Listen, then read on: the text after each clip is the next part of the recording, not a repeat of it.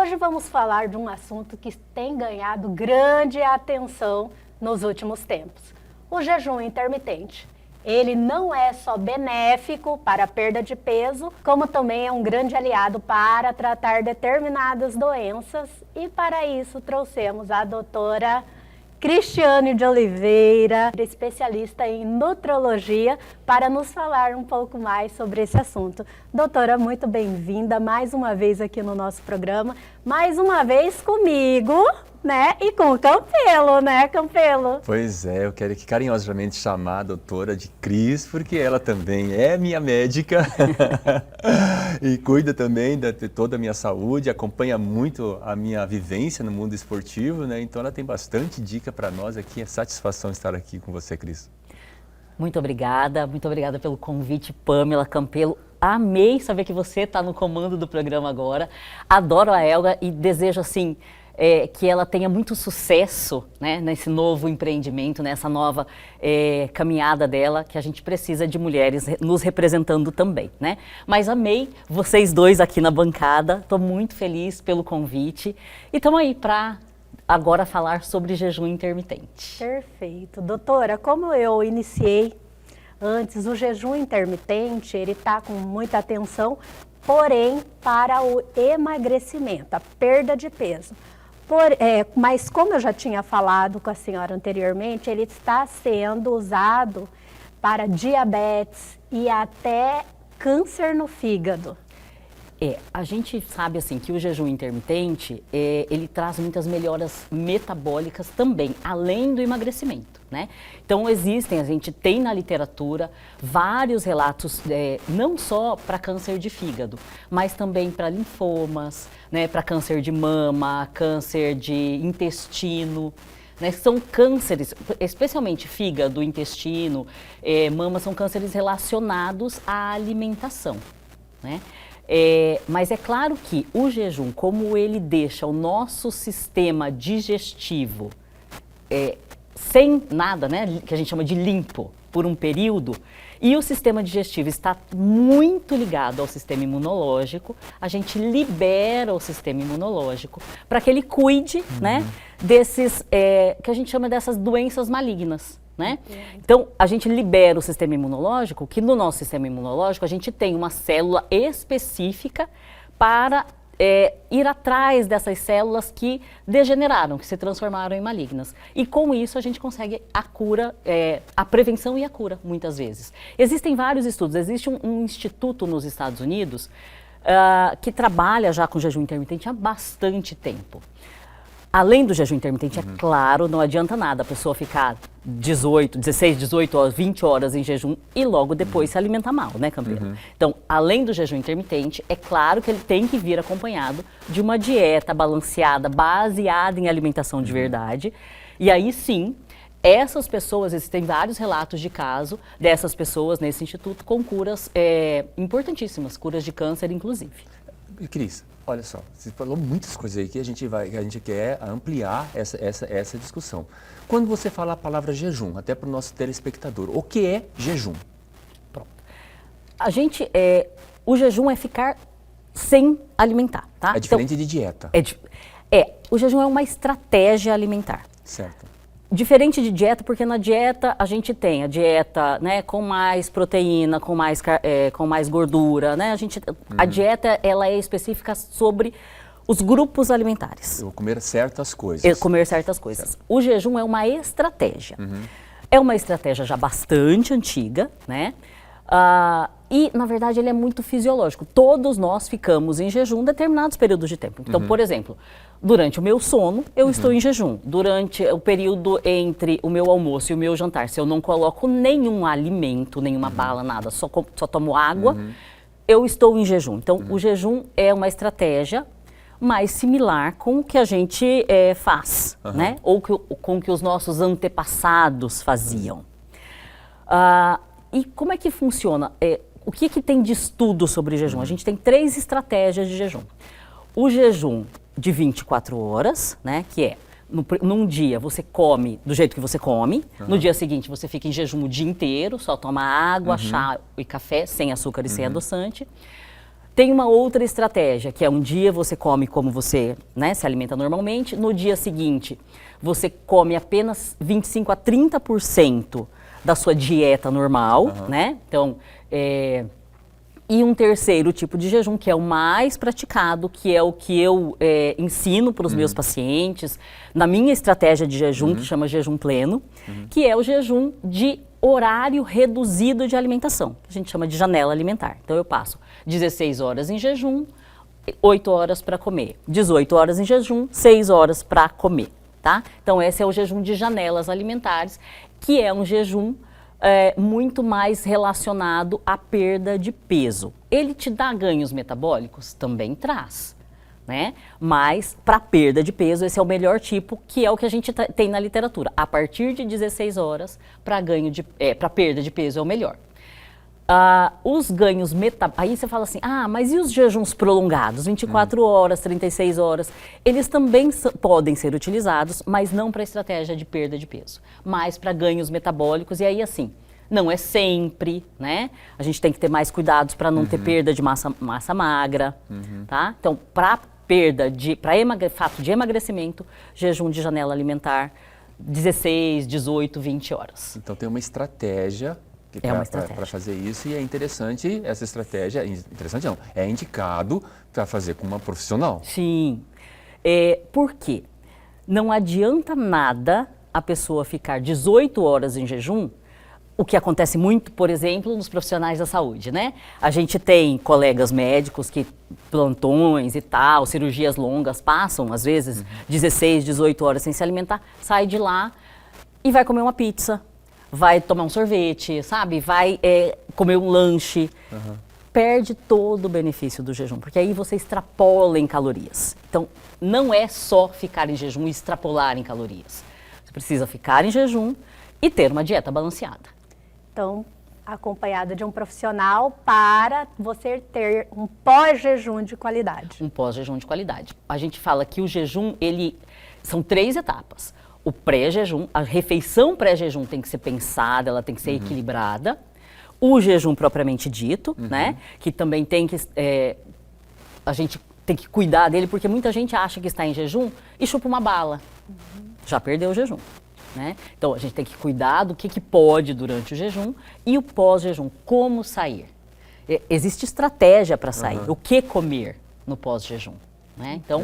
É uma estratégia completa. Até porque você fica muito tempo em jejum e vai lá, acaba um jejum, por exemplo, de 18 horas e vai para uma churrascaria, é uma agressão, né, doutora? Aí você até quer ir na churrascaria? Pode, mas vamos comer a carne magra, né? Entendi. Vamos colocar a salada, né? Por isso que fala em estratégia, tudo tem que ser bem pensado, organizado. Bem organizado. Cris, eu acredito que tudo deve ter um começo, né, para essa estratégia, para as pessoas começarem a se adaptar. O que a gente fica muito preocupado são essas receitas prontas que a gente acaba vendo na internet, as pessoas querem seguir essa receita e muitas vezes pode não dar o resultado. E aí vem aquela questão, isso não funcionou para mim, e aí o pessoal fica falando aquele de sanfona para a pessoa que está emagrecendo, ou coisa parecida. Existe diferença entre as pessoas, por exemplo, dependendo do organismo, dependendo da condição física da pessoa para iniciar um jejum? Existe diferença do biotipo da pessoa? Campelo, o que eu falo é assim, é claro que tem diferença entre a pessoa que está acima do peso e a pessoa que quer perder 2, 3 quilos, né? É diferente, porque a pessoa que quer perder 2, 3 quilos é um refinamento. Às vezes é até mais difícil do que a pessoa que está mais... Acredito que sim, né? Então, existe sim essa diferença. Mas o mais importante que a gente tem que ver é a pessoa que está acima do peso, ela realmente quer emagrecer? Ela está disposta a passar pelo processo? Porque assim, o que é muito comum a pessoa que vai na internet e pega, eu vou fazer assim, ela está habituada, né, a comer toda hora, comer besteiras e tal, e de repente, do dia para a noite, ela começa a fazer um jejum, amanhã eu vou fazer jejum de 18 horas. Não vai dar conta. Ela vai se sentir mal, ela vai, né? Muitas vezes sente fraqueza, porque o corpo dela não está habituado. Ela, jejum não presta, não é para mim, nunca mais. Então, a gente tem que ir passo a passo. E muitas vezes, essas pessoas, a gente precisa criar rotina alimentar antes de iniciar o jejum. Então, aquele negócio fala, a dieta de 3 em 3 horas é melhor, é pior? Não, ela é válida em alguns períodos. Então, a pessoa que não tem rotina nenhuma, não tem nada, fica beliscando toda hora, ela precisa primeiro ter rotina. Então, nesta época, nesse horário, vale a pena uma dieta de 3 em 3 horas, porque então, vai comer isso de café da manhã, no meio da manhã come isso, na hora do almoço isso, sabe, assim, para ela aprender a comer. É um aprendizado. Depois a gente tira as refeições do meio do dia, depois a gente começa com um jejum de 12 horas, né? Então você vai puxar seu jantar para mais cedo, para 18, 19, e depois tomar um café da manhã às 6 ou às 7. Então é todo um aprendizado. Depois disso, aí sim a gente passa para os jejuns mais prolongados, porque senão a pessoa vai se sentir mal e vai atacar o jejum. Não é a estratégia que está errada, é você querer correr uma maratona sem ter preparo. Adianta uma pessoa, um sedentário, querer correr uma maratona de 42 quilômetros? Vai conseguir? Vai conseguir, a gente nem indica. Exatamente. E uma das coisas que você falou, Cris, existe a possibilidade de ter crenças, ter situações emocionais, né, que muitas vezes as pessoas descontam na comida, coisa parecida. Então tudo isso tem que ser levado em conta, tem que ser levado em consideração isso antes de começar a fazer uma estratégia de jejum, né? Aí você tocou num ponto, assim, perfeito. Por quê? A gente vê, inclusive, pessoas, pacientes, que já fizeram cirurgia bariátrica e tiveram reganho de peso, porque não cuidaram do emocional, e outros que não tiveram reganho de peso, porém transferiram esse problema emocional para outras compulsões, para compulsão em compras, para compulsão em bebida, compulsão em sexo. Então, a primeira coisa é, como é que está o seu emocional? O que te impede? Né? O que te impede de emagrecer? Vamos tratar isso para depois a gente entrar com uma estratégia. Né? Isso é muito importante. Doutora, lógico, o jejum é feito de etapas, né? O início é 12 horas, 16? Isso. A gente, para começar, eu sempre oriento começar com 12 horas, né? E aí o 12 horas, a gente começa, 2, 3 vezes na semana, até chegar a todos os dias. O jejum de 12 horas é possível fazer todos os dias. E até é interessante a gente sempre, mesmo que não faça um jejum de 12 horas, o jantar ser no máximo até 8 da noite, que é o fisiológico. Imagina que a nossa evolução, né, a gente veio das cavernas e a nossa evolução é essa, né, período pré-histórico, é muito antigo, está no nosso DNA. Então, escureceu, não tinha mais como ir buscar alimento. A luz elétrica é que nos faz permanecer acordados e o organismo fica meio doido e a gente acaba alimentando. Então, é importante. Existem estudos mostrando que a mesma quantidade de calorias, tá? A mesma quantidade de comida. Se eu como só de manhã ou se eu como só de noite, eu comer só de noite me faz ganhar mais gordura intraabdominal, que é aquela gordura ruim. Então, comer mais à noite faz mal. Faz mais mal metabolicamente falando, além de engordar mais.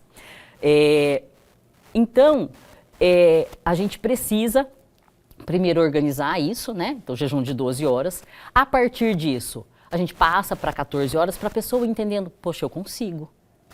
Entende? Assim, porque é muito mental. A gente faz, a gente consegue o que a gente acredita que consegue. Se eu acho que eu não vou conseguir, eu não vou conseguir. É fato. Cris, né? Olha só, fundamental isso que você está falando sobre aquela questão da pessoa acreditar nisso.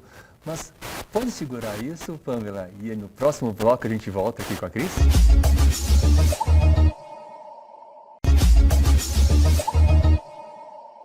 Estamos de volta com a doutora Cristiane de Oliveira aqui falando sobre jejum intermitente e muito mais coisas. No bloco anterior, você falou sobre crenças. E eu quero aqui confidenciar para você que quando eu fui agora treinar com os quenianos lá no Quênia, eu fui obrigado é a palavra certa, né? Porque ir treinar sem tomar café. E Cris, eu nunca tinha feito isso na minha vida. Eu achava que eu não dava conta, eu achava que eu ia sentir fraqueza, que não ia conseguir, que não ia performar. Pois bem, passei por isso, já voltei, já corri 2 meia maratonas em jejum, né? Estou falando isso porque eu tenho acompanhamento médico, então tem que ter sempre um acompanhamento médico para isso. E eu consegui, né? Isso acontece normalmente com as pessoas? Acontece sempre. A gente consegue o que a gente acredita que consegue.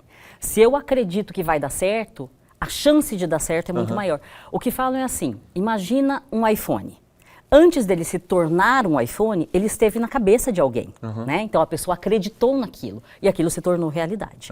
Então isso é a importância da crença. Se você acredita que vai fazer, você vai fazer. Agora, se você acredita que não vai dar certo, não é para mim, não vou conseguir, pronto. O pessimista sempre está certo, né? Eu tenho uma professora maravilhosa que sempre fala isso, o pessimista sempre está certo. Bom, então, o primeiro passo é acreditar.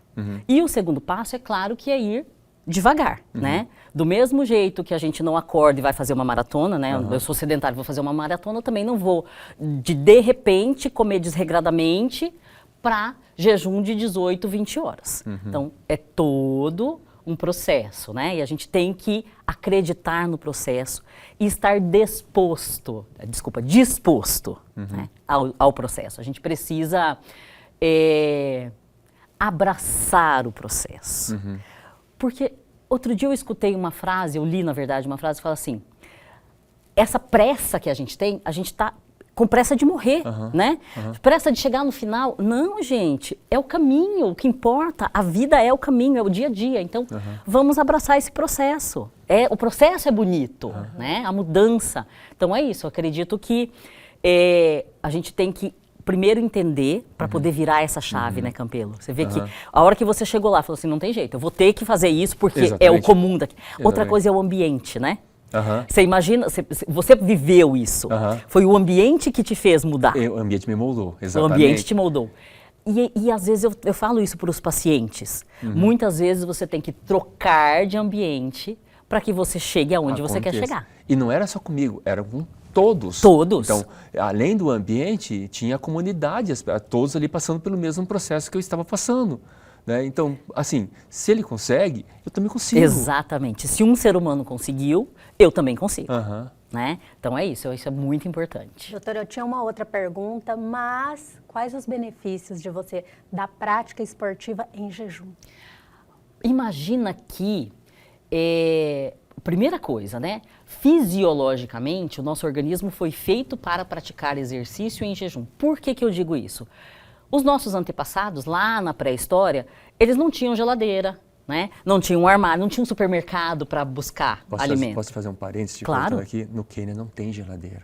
Jura? Então os nossos antepassados estão aí ainda, né? Estão aqui no mundo ainda. Pois é aquilo que a gente falou, é uma volta no tempo a viagem. Olha que maravilha. Então, já tem um outro exemplo. Então, essas pessoas não têm o alimento para comer antes de fazer exercício. Eu preciso comer, senão vou passar mal. Não. Eles precisavam ir atrás do alimento. Então, o exercício era esse. Eu ia correr na selva, né? Eu ia atrás do meu alimento para depois eu me alimentar. Primeira coisa. Segunda coisa. Quando a gente se alimenta, o fisiológico eu desvio o meu fluxo sanguíneo dos meus músculos, do meu cérebro, para o meu sistema digestório. Então, para fazer a digestão. Ao invés de eu ter força, né, energia no músculo, meu sistema está todo aqui, fazendo digestão. Então, ao invés de achar que eu vou ganhar performance, na verdade, eu posso perder performance. E mais uma coisa, a energia que eu utilizo para o treino não é a energia desse alimento que eu acabei de ingerir. Porque eu acabei de ingerir, ele ainda tem que ser metabolizado para se transformar em energia. A energia que eu utilizo é da minha alimentação da noite anterior. Nossa, né? Cris, você está falando tudo, é tudo que eu vivenciei lá no Quênia, tá? O alimento, ele era colhido naquele dia para comer, sabe? Porque não tem como armazenar. Eu senti isso na hora que eu estava performando na corrida. Eu percebi assim que a minha energia ela estava desfocada, ela estava focada exatamente para atividade física. E além do mais, eu aprendi lá coisas do tipo, olha, você tem até que se manter agasalhado, porque se tiver muito frio e você está passando frio, você é como se fosse uma bateria. Você acordou, estava 100%, mas você está sentindo frio, então você vai consumir um pouco mais dessa bateria. Então, se manter agasalhado. Vai bem ao encontro do que você está falando. Sim, assim, ó, sobre o frio, ele te necessita metabolicamente muito mais do que o exercício. Porque imagina que a energia térmica, ela é maior, né, do que a energia de movimento, do que a energia cinética. Então, a gente até assim, mudando um pouquinho, para as pessoas que querem emagrecer, a gente estimula que passem frio. Porque o organismo, para se aquecer, ele consome mais energia. Entendeu? Então, um banho gelado ou aquele banho imerso em gelo, ele ajuda num processo de emagrecimento. Sabia que eu tinha essa curiosidade do porquê os jogadores de futebol entravam no gelo pós-treino? É outra coisa, né? É outra coisa? É outra coisa. Eles não estão pensando em emagrecimento, mas eles estão pensando no metabolismo, em melhora da musculatura. Entendi. Até porque o gelo, ele é um anti-inflamatório natural. Então, não só no futebol, nós na corrida também. A gente vai pro gelo. Para os atletas, é mais para esse fim, né? Como um anti-inflamatório. Mas para quem quer emagrecer, não é assim, 5 minutos. Sabe, de um banho gelado, que aqui em Cuiabá é difícil, né? Como o nosso clima é muito quente, às vezes o banho gelado ele é morno, né? A gente desliga o chuveiro e ainda tá morno. Tem hora que até eu vou ver lá se tá ligado né? o chuveiro, porque a água tá tão quente, né? Mas a ideia é essa, assim, para eu me aquecer, eu preciso de mais energia do que numa corrida. Então, com certeza, eles têm razão. Você tem que se manter aquecido para economizar a sua energia. Então, economiza a energia, manter aquecido, economiza a energia não se alimentando. E Cris, eu voltei para cá performando muito melhor, sabe? E agora eu vou fazer atividade física, eu vou em jejum. Né? Vou em jejum e dou conta, e não me sinto fraco nem nada. É impressionante isso. Eu já ia te perguntar se você continua fazendo exercício. Continuo. Já fiz 2 meia maratonas aqui, uma aqui em Cuiabá e outra no Rio de Janeiro, em jejum.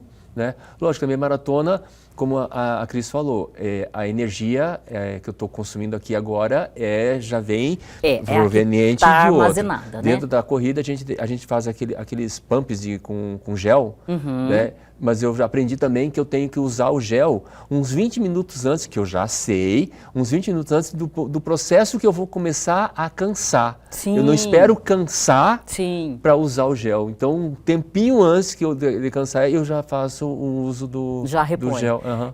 Porque é isso, assim, a energia que a gente vai utilizar, ela já está armazenada nos nossos músculos e no nosso fígado. E é essa que eu vou usar, não é do que eu acabei de me alimentar. E aí, qual é os gels? Eles são gels de carboidrato simples que vira glicose imediatamente.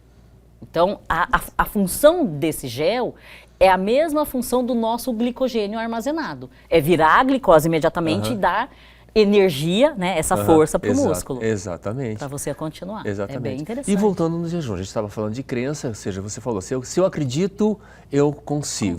Né? Isso me lembra até, dentro da psicologia, a gente tem uma escadinha que a gente fala do meu ambiente, do meu comportamento, da minha capacidade, da minha crença. A minha crença, ela está diretamente ligada àquilo que eu acho ou não que eu sou capaz. Né?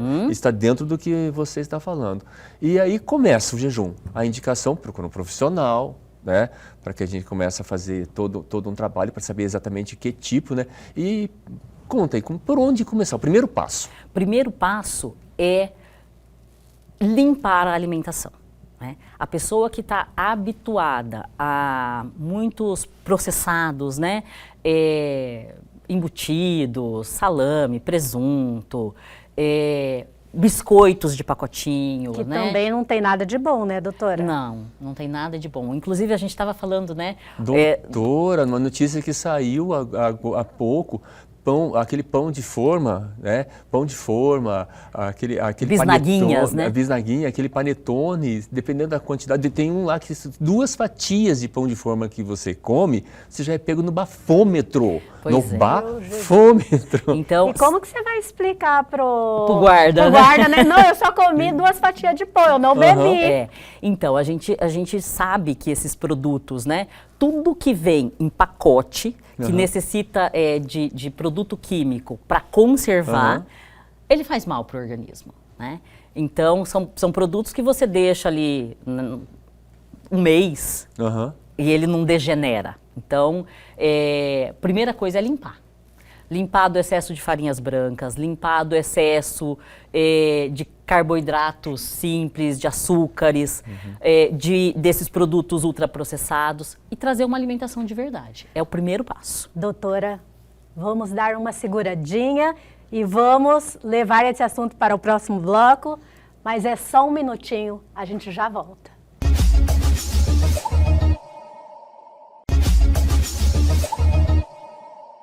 Voltamos com essa pauta super interessante sobre jejum intermitente com ela, a doutora Cristiane de Oliveira.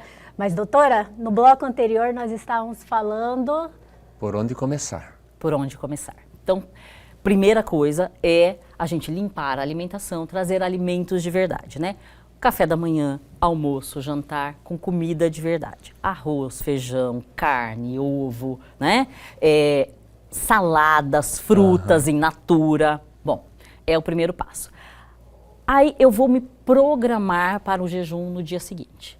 Vou planejar a minha refeição noturna, que vai ser em 6, 7, no máximo até as 8 da noite. Tá? Então, vou fazer a minha refeição noturna com um bom prato, com proteínas, uma boa carne, ou frango, ou peixe, tá? Uma boa proteína.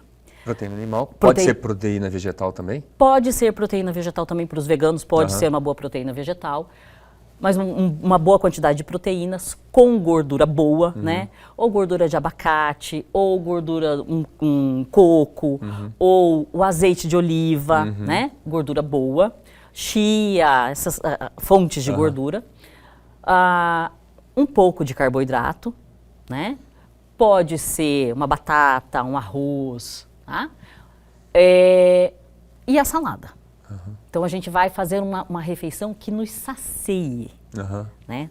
Para deixar o estômago pleno. Não é para estufar, não é para passar mal, né? É para deixar o estômago bem e ter saciedade. Essa questão da saciedade, existe, já falaram assim, que se eu comer muito rápido, eu acabo comendo mais do que eu preciso. Então, é verdade isso? É verdade, assim, ó. O estômago, ele libera um hormônio, tá? Que é o hormônio da saciedade, que é a leptina. Então, o estômago tem que informar para o cérebro que está satisfeito, que já tem comida ali suficiente. E se você, né, é muito afoito, come muito rápido, você não dá tempo disso acontecer.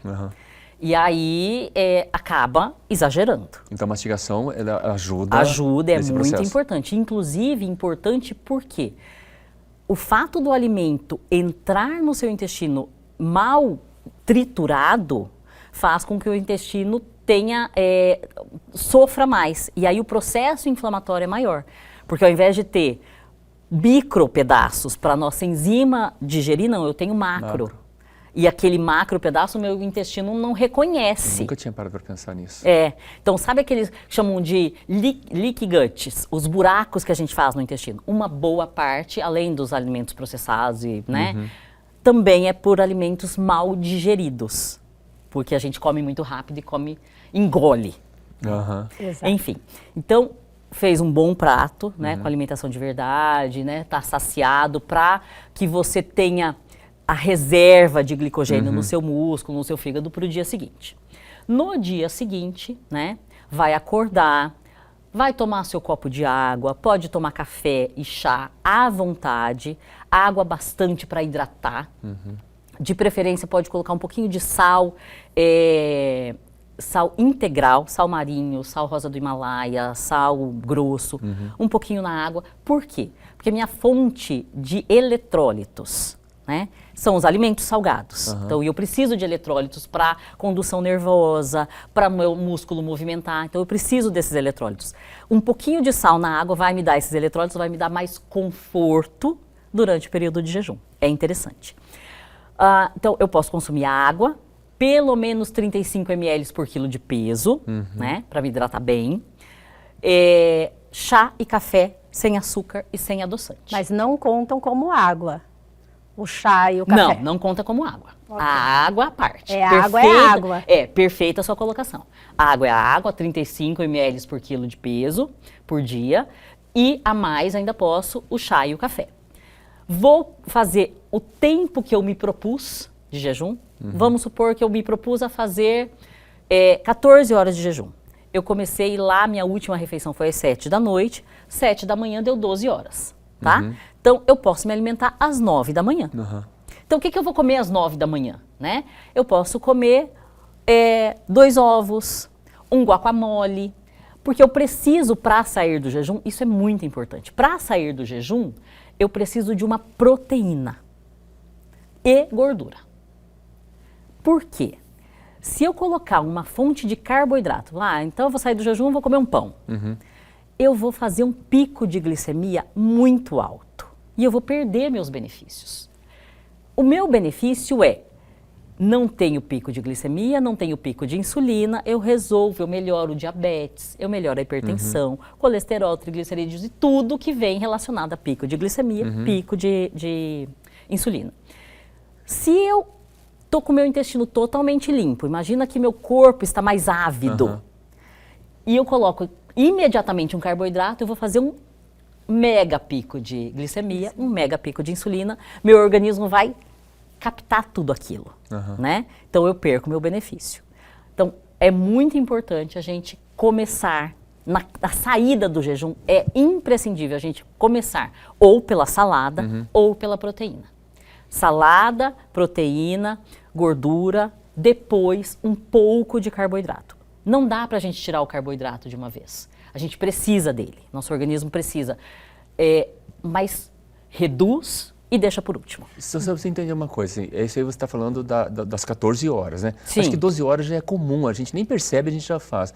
Mas nessas 14 horas, quando você falou de tomar a água, ou café sem açúcar e sem adoçante, ou o chá sem açúcar e sem adoçante, pode, dentro do jejum, isso ou não? Pode, é permitido. No jejum intermitente é permitido água, chá e café sem açúcar e sem adoçante. O açúcar todo mundo já entendeu por quê, né? Porque açúcar é glicose, Por que o adoçante? Por que eu não permito o adoçante? Por 2 motivos. Primeiro, que o adoçante, ele simula esse sabor doce, né? O sabor doce do adoçante me burla o meu sistema de recompensa, e meu sistema de recompensa, ele espera o doce, e o doce não vem. E aí eu tenho vontade do doce, eu tenho mais, me dá uma compulsão, entende? Então eu vou querer mais doce. E outra é que, no mesmo sentido, o meu organismo está esperando aquela glicose que não veio, a minha insulina está ali. Que hora que eu vou entrar? Que hora que eu vou entrar? Que hora que eu vou entrar? A hora que vem o doce, né, que você vai acabar consumindo, vem insulina a mais.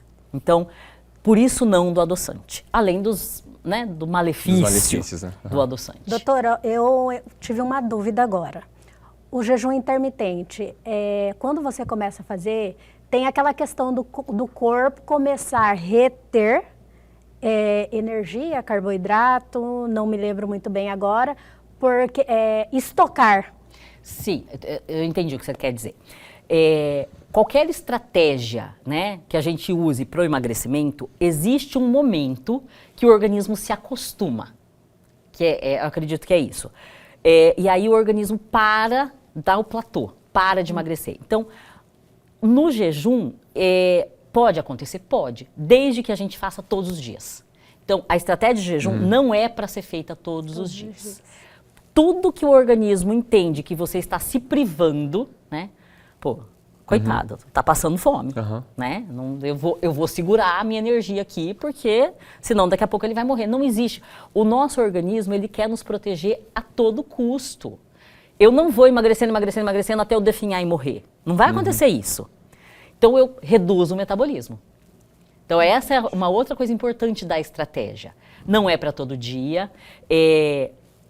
A gente tem que saber manejar isso, então eu vou fazer 2 vezes por semana aqui, na outra semana eu faço 1 vez, na outra eu posso fazer 3, sabe? Porque se eu acostumar, eu vou travar metabolismo. E eu não quero travar metabolismo. É impressionante essa questão do platô. Vou dar meu exemplo. Quando eu comecei a emagrecer, eu emagreci 10 quilos. Aí eu continuei fazendo a mesma quantidade de atividade física, comendo as mesmas coisas. Eu achei que eu ia estagnar, que ia manter. Eu comecei a engordar. Isso. E existe um estudo muito interessante mostrando isso. Nos Estados Unidos tem um programa que chama de Biggest Loser, né, que é aqueles dos grandes obesos. Fizeram um estudo com os grandes obesos depois que eles saíram do programa. E mantiveram a mesma dieta. A maioria emagreceu. voltou a engordar, mesmo mantendo a mesma dieta Mesma e rotina. atividade física. Por quê? Exatamente por isso. Faz platô e vai voltar a engordar. Aham. O corpo se acostuma, né? O corpo se acostuma, o metabolismo trava. E aí, a grande estratégia de emagrecimento não é só dieta e atividade física, é ganho de metabolismo. Por isso, assim, a estratégia do banho gelado, a gente precisa ganhar metabolismo. A gente precisa, assim, mudar o tipo de alimentação às vezes, mudar o tipo de exercício físico, a intensidade. Os exercícios de alta intensidade que faz o coração acelerar são muito importantes, porque a grande sacada é ganhar metabolismo. É isso que faz a gente ficar magro E aí conseguir tem comer. o jejum intermitente, que nem a senhora falou, começou com 14 horas, aí eu vou montando uma estratégia. Daqui a pouco eu passo para 16, e não é todo dia, como que é assim?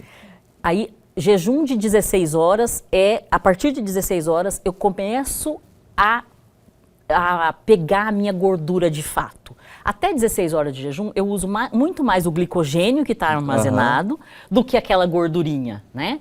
A partir de 16 horas, aí sim, o meu organismo começa a buscar outras fontes energéticas. Acabou o glicogênio. 12, 14 horas, o glicogênio que estava ali estocado, acabou. E agora? Meu cérebro não pode parar, né? Meu coração não pode parar. Então, meu organismo vai buscar outras fontes, aí ele busca a gordura e transforma a gordura em corpos cetônicos que vão ser utilizados como fonte de energia. Ele busca aquela gordura do fígado? Busca, é a primeira gordura que ele busca. A E gordura do é a fígado. mais difícil da gente lidar, né? São as gorduras, assim. E outra coisa muito interessante, para qualquer estratégia, inclusive por jejum. Como é que faz para não perder a massa muscular? A gente precisa praticar exercício físico. Porque tudo que o meu organismo entende que é necessário, ele não joga fora. Agora, se eu tô ali, né? O músculo da perna eu não estou utilizando, vamos lá catar o músculo da perna, que é muito mais fácil do que eu buscar a gordura. Entende? Então, assim, precisa... Não adianta, gente, é um conjunto. Tem que ter um equilíbrio em tudo, né? Tem que ter um equilíbrio em tudo. Eu vi, né, que, como a gente comentou no início, que alguns tratamentos de diabetes, alguns médicos optavam, na verdade é a palavra certa, pelo jejum. Sim, existem vários estudos, Pamela, que mostram que a prática do jejum intermitente reduz o diabetes, especialmente o diabetes tipo 2, mas já existe estudo mostrando que ele pode reduzir o diabetes tipo 1 também, que é aquele por deficiência do pâncreas. A célula do pâncreas que produz a insulina, no diabetes tipo 1, ela é destruída. E só se constrói célula do pâncreas lá dentro da barriga da nossa mãe, né? E já existem alguns estudos mostrando que algumas estratégias de jejum podem voltar a ter esse tipo de célula. É muito incipiente ainda precisa de mais estudos. Mas para o diabetes do tipo 2, que é o da resistência à insulina, o jejum intermitente, ele cura o diabetes. As pessoas deixam de tomar medicação ou reduz a quantidade necessária de medicação para o diabetes. Então, é uma estratégia excelente para diabetes, para pressão alta, para colesterol, para triglicerídeos. E, como a gente tinha falado, para alguns tipos de cânceres que estão relacionados à dieta, para obesidade. É maravilhoso, não tem outra palavra para dizer. O jejum intermitente é maravilhoso para reduzir esses riscos metabólicos de obesidade, de outras doenças. E mais uma coisa, né, que é importantíssima, é grátis. Você não precisa gastar R$1.000 e tantos, R$2.000 na farmácia. Basta né? querer, Basta querer. Ter mais longevidade, mais saúde, assim. E tem estudo mostrando exatamente sobre longevidade. Diminui o risco de Alzheimer, de Parkinson. Então, são muitos benefícios. E antigamente tinha colegas que falavam assim, mas só tem estudo em ratos. Não é mais verdade. A gente tem vários estudos em humanos, né? Inclusive estudos brasileiros com humanos mostrando os benefícios do jejum. A gente tem uma boa base científica já, graças a Deus. Perfeito. Doutora, só mais uma dúvida minha, são os horários de início do jejum. Porque quando a gente já tem aquele período que a gente passa dormindo, que a gente fica em jejum, e existem pessoas que não sentem fome pela manhã. Então, na verdade, ela já faz um jejum natural. Sim, né? Perfeito. qual é o melhor horário? Esse da manhã que você está comentando é o melhor, é o mais fisiológico, né?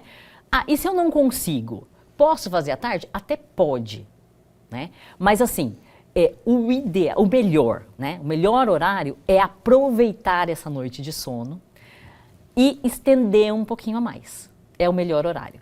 E aí, mas já tem estudo mostrando que pular o café da manhã pode fazer mal para o coração e tal. Existe esse estudo, é fato. Mas o que acontece? Essas pessoas que pularam o café da manhã, como foi a alimentação dela depois? Então, não é só deixar de comer, é o que você está comendo depois. Entendeu? Entendi. Então, perfeito, vamos usar à noite, aproveitar essas pessoas que não gostam, né, não sentem fome, ou está muito corrido de manhã para tomar um café da manhã. Vamos fazer isso, vamos estipular o horário, mas na hora de quebrar o jejum, vamos quebrar direitinho, porque senão você não tem benefício. E aí você pode até prejudicar seu coração, seu organismo, né? Então, é muito importante. A estratégia, ela tem que vir toda certinha, né? Não dá pra simplesmente, eu vou ficar 18 horas sem comer e aí depois eu como o que eu quiser. Perfeito. Não é bem assim. Por isso devemos sempre estar acompanhados de um profissional, né? O ideal é sempre ter um acompanhamento de um médico ou um nutricionista. Maravilha. Você falou que é grátis, né? Mas explica melhor isso, como é que funciona isso? Por que é grátis? Porque eu vou ficar sem comer, mas e aí os benefícios e o que pode acontecer com a pessoa? Então, eu digo assim, né? Como praticar jejum só depende da pessoa, né? Ninguém, além da própria pessoa, vai se beneficiar com isso.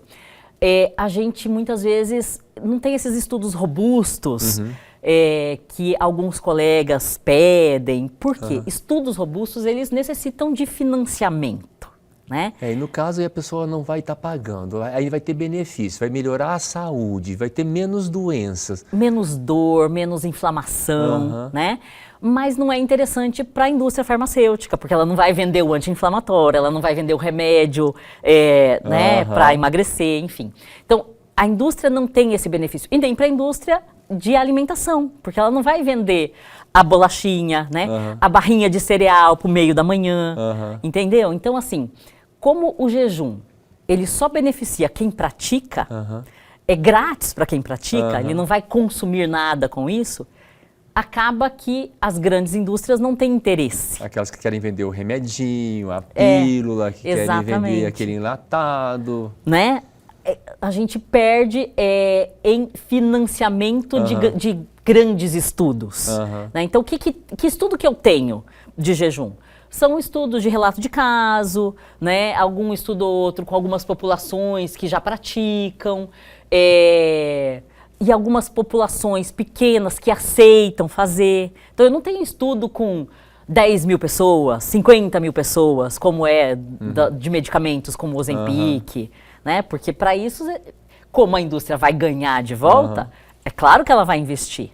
Tem populações, inclusive no mundo, eu vou falar pela experiência que eu tive, que eles não têm a condição mesmo, então a vida deles é isso. Exatamente, né? A vida deles. Então é como lá no Quênia, eles praticam jejum porque é o que tem, é a vida deles. Exatamente, é a vida deles, exatamente. Né? Então se eu for lá estudar, eu vou ter uma excelente população para mostrar benefício de várias doenças, né? Mas para a indústria não é interessante, então eu não tenho esse financiamento para que esses estudos apareçam. Então, por isso que eu me contento com os estudos que tem, é o que temos. Exato. E nós temos aqui a doutora Cristiane de Oliveira, aqui em Cuiabá, em Mato Grosso, para quem precisar, não é, Cris? Temos.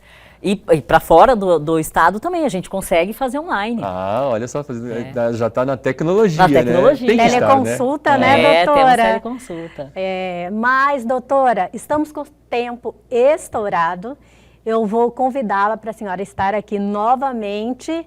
E muito obrigada por ter estado aqui conosco.